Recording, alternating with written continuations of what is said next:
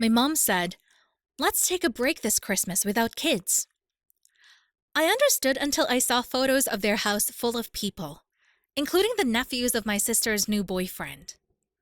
I just took a photo of the $12,300 gift and sent it to my dad with a note. "I don't think you need it anymore." 40 minutes later, my dad knocked on my door with. It was one of those moments where I didn't even know what to say to my kids. I just stood there in the kitchen holding the phone after my mom hung up, trying to come up with something that wouldn't make them feel rejected. How do you explain to a 3-year-old and a 5-year-old that grandma and grandpa don't want them around for Christmas? Mom had said it like it was no big deal, that they were thinking of taking a break this year. No kids this time. Just quiet and cozy, she said. I didn't argue. I just nodded, even though she couldn't see me. But it felt awful. I was in the middle of decorating gingerbread cookies with the kids. They were covered in frosting and excitement. I could already hear them talking about seeing Nana's tree. I waited until they were in bed before I cried. I had been saving since August. No vacations, no new clothes, just a second job and endless budgeting. All because my dad had mentioned a few times that he wished he had a slightly newer car. His current one rattled like a shopping cart. So I found a decent 2014 Civic. Clean, reliable, just within reach if I stretched. I bought it as a gift for both of them. Parked it in a friend's garage and wrapped the keys in a box with a photo of the car. It was supposed to be a huge surprise. I wanted them to feel proud of me. I wanted to be part of the family again. I thought maybe they'd finally see I was doing okay. So I said nothing when they told me not to come. I figured maybe they just needed space. Maybe it was nothing personal. Until Christmas morning. I made pancakes for the kids. We opened gifts. I kept smiling, even though it felt forced. Then, just after noon, I opened Facebook. And there was my parents' living room, full. My dad in a Santa hat, my mom laughing near the tree, my sister with her new boyfriend Sean, and 2 teenagers I don't recognize. Later, I found out they were Sean's nephews. So not even family, but they were invited. I looked at the photo for a long time. Zoomed in. One of the nephews had his arms around my dad like they were old pals. That's when I took a photo of the Civic. Clean silver, still smelling new. I texted it to my dad with one line. "I don't think you need it anymore." 40 minutes later, someone was banging on my door. I waited. Let the knocks come and go for a full minute while I cleaned up the kids' toys from under the tree. My hands were shaking. Not from nerves, just something else. Something cold and sharp. When I finally opened the door, I saw exactly what I expected. My dad stood there, red in the face. Not from the cold. Next to him was Sean, my sister's new boyfriend. The one I barely knew. The one whose nephews were apparently more welcome at Christmas than my own children. My dad didn't waste time. He said if the car was really meant for him, he wanted to give it to Katie and Sean. That they were talking about starting a family. That it would help them get on their feet. He said it so confidently, like I just nod and hand over the keys. Like I hadn't spent 6 months scraping together every extra dollar to buy that Civic. Like I hadn't stood in the dealership parking lot crying after signing the papers. I didn't answer at first. I just stared at both of them. Sean wouldn't even make eye contact. My dad kept talking, saying this was the kind of gift that should bring people together, and that I was being selfish by pulling it back just because of a misunderstanding. A misunderstanding? I asked him if he understood what it felt like to have to lie to my own kids, to tell them Grandma and Grandpa were too tired for Christmas this year, only to see strangers sitting in our spots in their living room. My 5-year-old made a card for them. My 3-year-old kept asking if Nana would have hot cocoa. I had to fake a smile and tell them we'd make our own holiday alone. Then I turned to Sean. asked him if he thought it was normal to show up with two random teenagers to someone else's family Christmas, knowing full well the daughter and grandkids had been uninvited. He opened his mouth like he might say something, then just looked at the ground. My dad snapped that I was being dramatic, that the car wasn't about me, it was about doing something good for the family, that if I wanted to make a difference, this was how I could do it. I asked him, what family? The one that forgot we existed? The one that couldn't even fake interest in my kids' birthdays but had room for Sean's nephews? He didn't like that. He said, fine, let's just see the car. Maybe they could talk me into changing my mind once I'd calmed down. I said, maybe. Told them I'd think about it. Let them hang in that hope for half a breath. Then I said, no. I told them the gift wasn't theirs anymore, that I didn't owe them anything, that they needed to leave. No. They both stood there like they couldn't believe it, like I was supposed to be the quiet one, the easy one. Then I closed the door. The knocking came back almost immediately, louder this time. I stood behind the door and told them through the wood that if they didn't leave, I'd call the cops. I didn't raise my voice, I didn't cry, I just said it. I watched them walk off through the peephole. My dad was still talking, arms waving. Sean followed behind him in silence. I really thought that would be the end of it. The next morning, I took the trash out before the kids woke up. Walked around to where the Civic was parked. Both of the rear tires had been slashed. I saw it right away. I was taking out the trash early the next morning. Still half asleep in my hoodie and slippers when I spotted it. The Civic was slanting, just slightly off balance. I walked closer, still hoping it was nothing, but there were both rear tires, clean slashes, almost surgical. Not some slow leak, not a nail from the road. Someone had done this, and it wasn't just the damage, it was the message. I stood there for a long minute, quiet, no one around, the lot was still. It wasn't just about the tires, it was about punishment for saying no, for keeping something that, apparently in their eyes, never really belonged to me to begin with. I didn't call the police. What would I even say? I didn't have proof, just an ugly hunch that my own father or Sean or both had something to do with it. Or maybe they just said something loud enough around someone stupid. Either way, it happened because I drew a line. The tow cost $140. The new tire set me back another $420. That was supposed to be January's groceries and gas. I didn't tell anyone. I just took care of it. Always do. That's the thing they never seem to get. I figure it out even when I shouldn't have to. That night, after the kids were asleep, I sat at the kitchen table with an old notebook where I wrote down every expense. I added the tires under car emergency and didn't bother labeling it as revenge. It didn't matter. I knew who it was, and I knew it wouldn't end there. A few days later, I drove over to my mom's house. I didn't call first, just showed up. She answered the door like I was a stranger selling windows. Didn't ask about the kids, didn't even ask how I was. I asked her flat out if she knew what happened to the Civic. She acted confused, then shrugged and said, "Maybe someone in your neighborhood has it out for you." That was it, not even a pretend concern, just cold indifference. So I left and drove to my dad's. He opened the door but didn't step aside to let me in. I asked the same question. I mentioned the slashed tires. He gave that tight, smirking shrug he does when he wants to look innocent without saying a word. Then he said, "Maybe this whole car thing wasn't such a good idea after all," and laughed.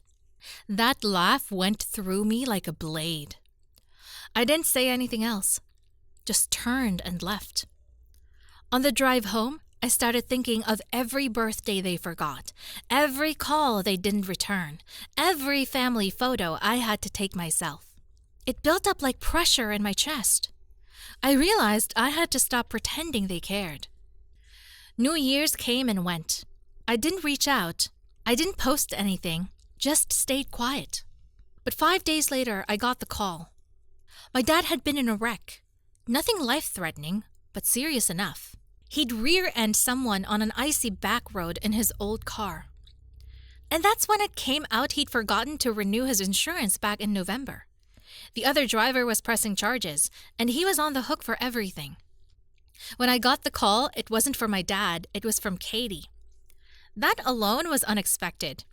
She hadn't spoken to me since the car incident, hadn't so much as liked a photo of my kids in over a year. Her voice was weirdly calm, like she was holding something back.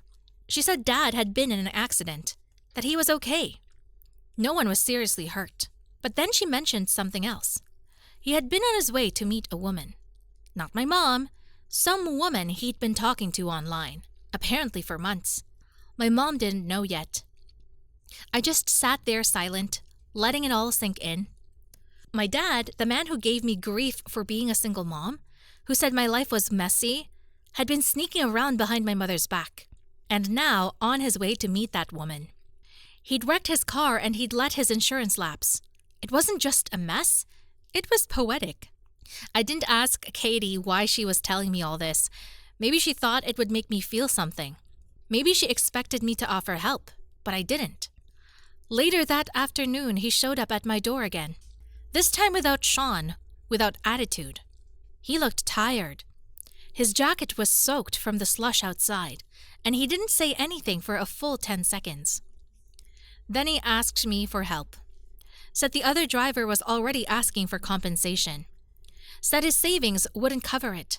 Said he needed help covering part of it.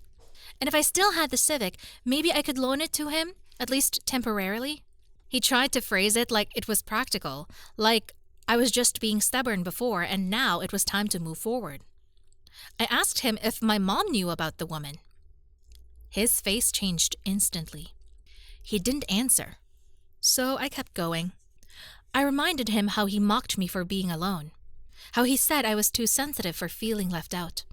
How he said my kids were too loud, too slow, too much. I asked him if he wanted me to teach him how to come up with lies for his own life, the way I had to make excuses for mine to cover up his actions.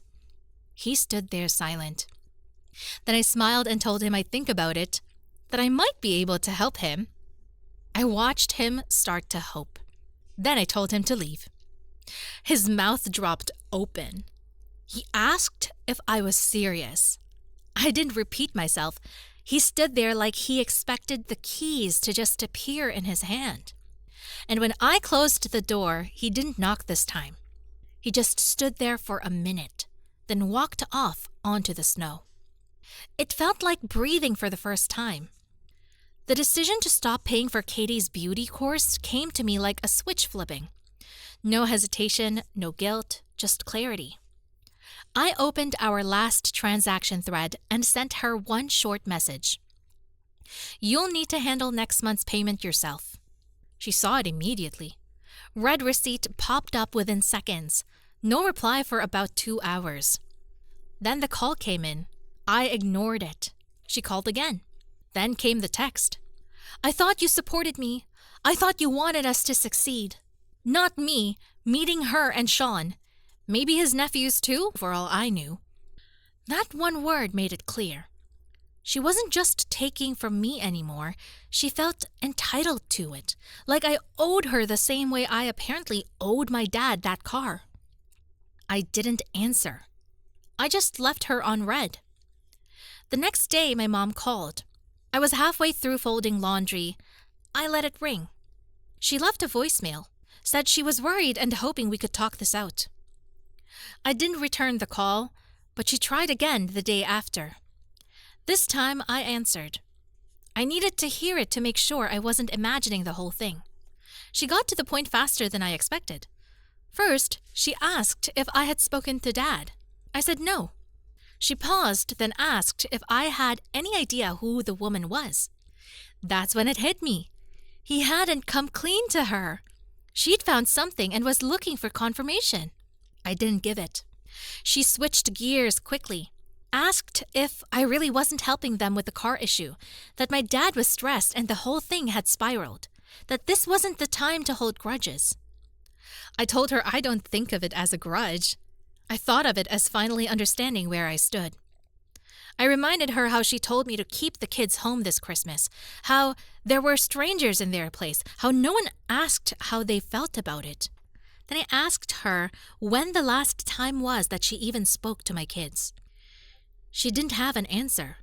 I said maybe it was time she started figuring things out without me, just like I've always had to figure things out without her. Then I hung up.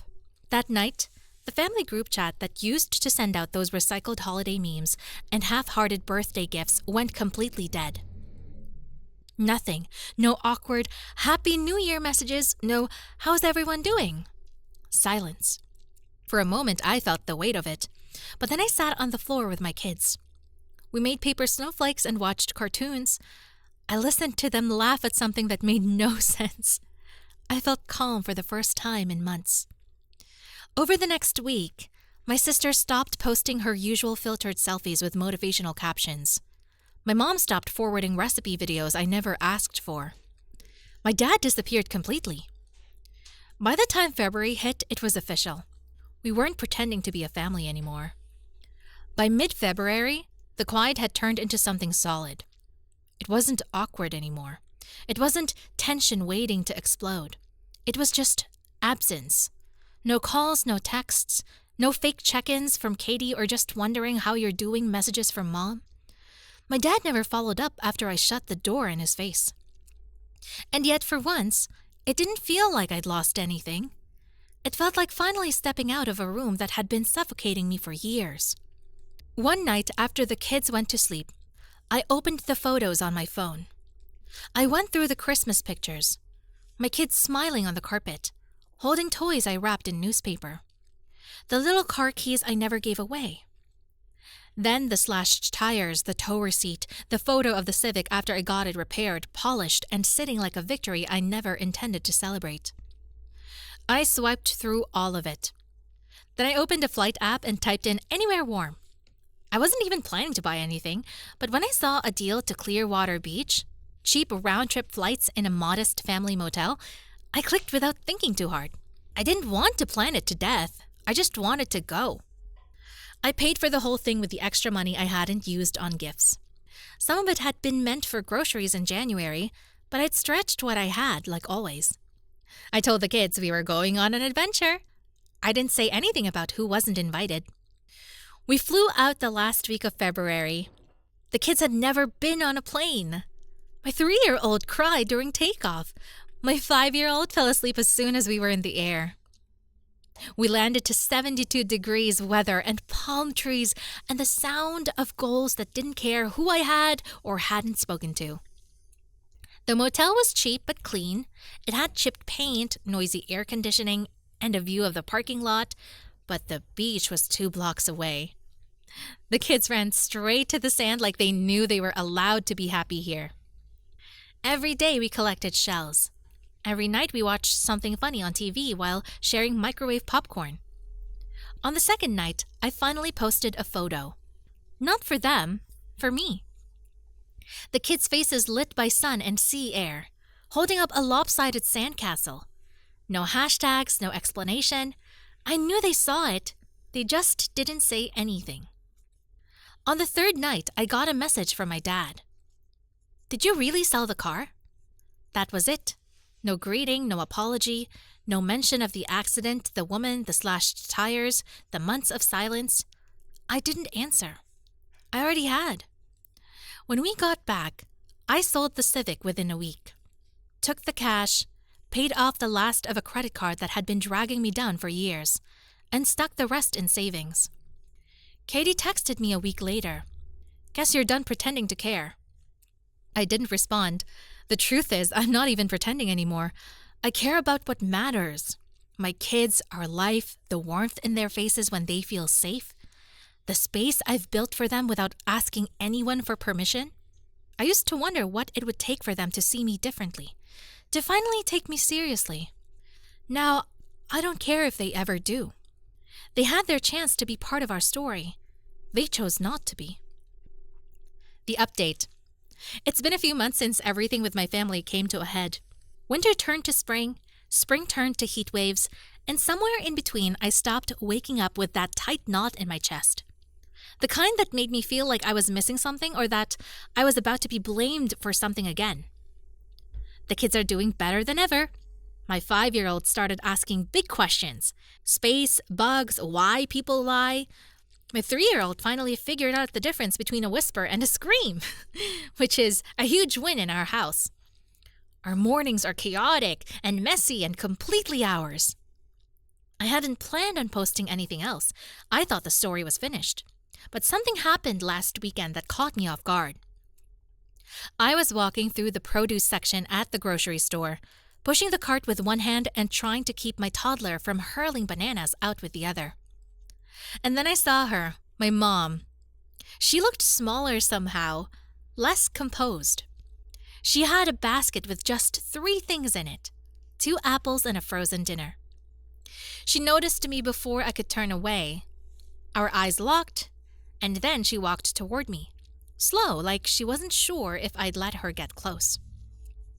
She didn't ask how I was. She didn't talk about what happened. Instead, she reached into her coat and pulled out a folded piece of paper. She said, "I don't expect anything. I just hope you'll read it." I didn't say a word, just nodded and took it. Then I pushed the cart forward and left. I didn't read the letter that night. I let it sit on my kitchen counter for a day, then another. On the 3rd night, after the kids were asleep, I finally opened it. It was written in her handwriting. Neat, careful. No grand apology, no dramatic explanations, just her saying she hadn't understood. That she thought I didn't need them, that she assumed my strength meant I was fine. She said she regretted how things unfolded, but understood why I walked away. She didn't ask me to fix anything. She just said she missed me and the kids. It shook me more than I wanted to admit. I haven't answered. I don't know if I ever will. Maybe someday. But right now, I'm still having to protect what I've built.